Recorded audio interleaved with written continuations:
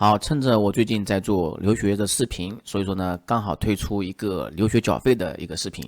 那么刚好呢，我有个朋友呢是熊猫书会的啊，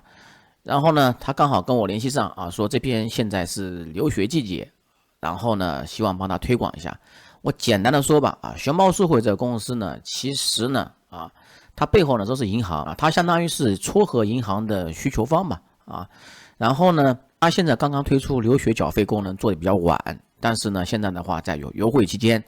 如果说你通过这个客户经理注册的话，你第一次留学缴费是可以免手续费的啊。这一点的话，你相比银行来说的话，那就省钱了嘛。第二点的话啊，有些银行我知道，有些银行啊，它可能会要求你很多证明啊。说实话，他们为什么这样做呢？就是因为有些地方它有土政策，我知道有些人被卡了啊。其实如果说大城市的话，就不太会被卡。那如果说你被卡的情况下的话，那你还不如用熊猫书会嘛。另外，如果说你不太放心的话啊，其实你在支付宝、微信的话，你可以搜索一下啊，比如支付宝里面搜索熊猫书会啊，微信里面要搜索那个微汇款啊，然后你可以看到熊猫书会啊，它在名录里面，这个不会骗的啊。那熊猫书会，我跟你说了嘛，就是说它其实背后还是银行啊。在中国的话，它这个银行合作方呢叫天津金城银行啊，是一家民营银行。这家民营银行呢，虽然说你可能没听说过啊，但是你搜索一下啊，其实它是第一批获得中国民营银行牌照的银行之一。关于产品优势吧啊，其实就很简单，就是第一个价格便宜嘛啊，第二个就快嘛啊，第三个的话合规的话这个没问题，因为它本身背后就是银行。其实你找银行汇款跟找熊猫书会汇款其实一样的，都是银行啊。因为熊猫书会的话，等于说是帮天津金城银行这家银行呢做一个互联网的优化吧，你可以这样理解啊。好，汇款流程的话，其实也很简单啊。这个留学缴费的话是刚刚推出来功能，所以说我还重申一下，就是第一次缴费的话，你通过联系客服经理是可以免手续费的，包括后期的话，你要汇款手续费，这个也可以有优惠券啊。所以说你通过客服经理的话，渠道的话就是比较方便，还有优惠嘛。然后你不懂的还可以问，毕竟这个钱呢也不是少数啊，你自己会万一填错了呢，是吧？还有一个人帮你可以核对一下。那第二点的话，就选择学校啊，学校的话这边列的不是很多啊，比如说欧盟啊、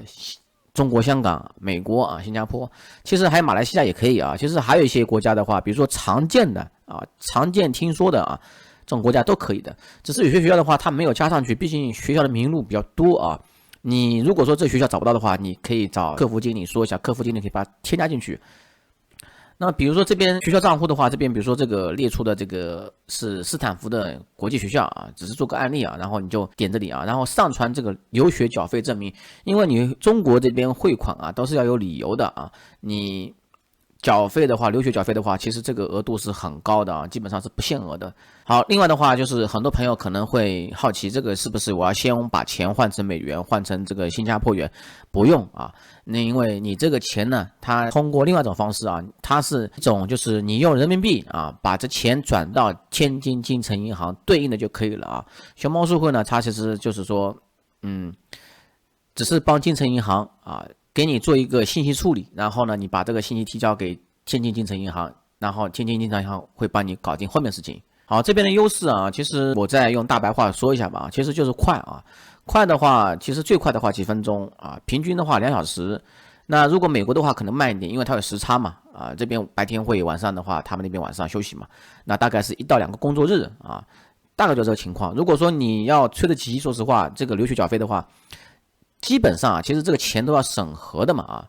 那这个留学缴费的话，其实它可以客户经理的话是可以帮你加速一下的啊。那我再次重申一点啊，就是你这个不用换成美元，不用提前换成外币，你直接人民币汇出就可以了啊，直接人民币就可以了，因为人民币汇到这个天津金城银行就可以了，非常方便啊。然后呢，你就手续费就比较节省了嘛啊，不用通过那个收费的转账。好，另外的话，这个是它的一些历史介绍啊。如果说有需要的朋友可以看视频最后方的这个客户经理的啊联系方式啊，可以入群这个交流一下，或者说他帮你指导一下啊。因为第一次啊，我很担心你会不会写错啊，尤其是账号填错啊、名字填错啊这种情况时有发生啊，但是还是很少。